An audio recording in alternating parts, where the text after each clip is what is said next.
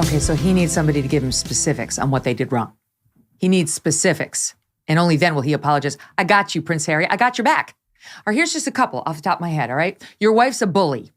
Her former press communications person who worked for both you and your brother, Jason Knopf, is on the record about the bullying she committed against people who were younger than she was, who were less powerful than she was within the palace, who she made cry all the time. One of the other people that she apparently made cry was Princess Kate. She told Oprah that Kate made her cry, but now we know from your own book, Harry, that it was Megyn calling Kate a baby brain. It's your baby brain after she gave birth to her third child to explain Kate's complaints about Megyn's wedding plans. All right? That's not polite. That is rude, as Prince William later told you in referring to your wife. That has a tendency to make people not like you when you have the nerve to comment on their hormones after they just had a baby when you barely know them.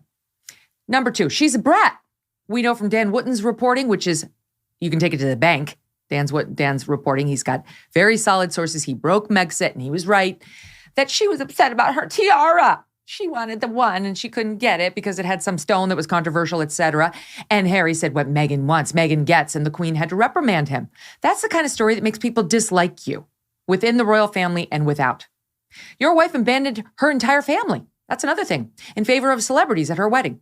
She cut ties with virtually everybody whose shoulders she had stood on her way up the fame scale, just as soon as she met you.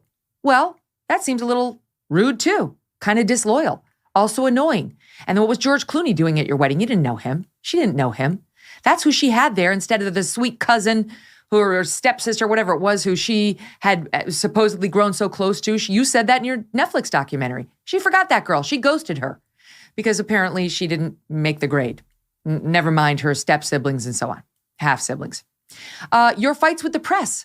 You two look like a couple of whiny babies, and it's been going on for years. How many lawsuits have you filed against the Mail and so on? Forget the lawsuits, though. It's your whiny statements about the nasty press. Every single celebrity deals with it. You don't think George Clooney's had negative things written about him? Tom Cruise had negative things written about him? He doesn't use his speeches or his media appearances to whine about the mean media. They say the things that aren't true. We're sick of it.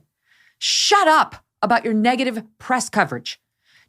Does somebody like Beyonce, who you love so much, look for a negative, obscure comment online as representative of her experience with the press? And then act like a victim because of it? No, she doesn't. Because she understands she's had a similar experience to the one that you and your wife had for the vast majority of your time in the public eye. Absolutely fawning media coverage. You're the ones who made it turn. You. Not Prince William, not King Charles, not Camilla. You. They've had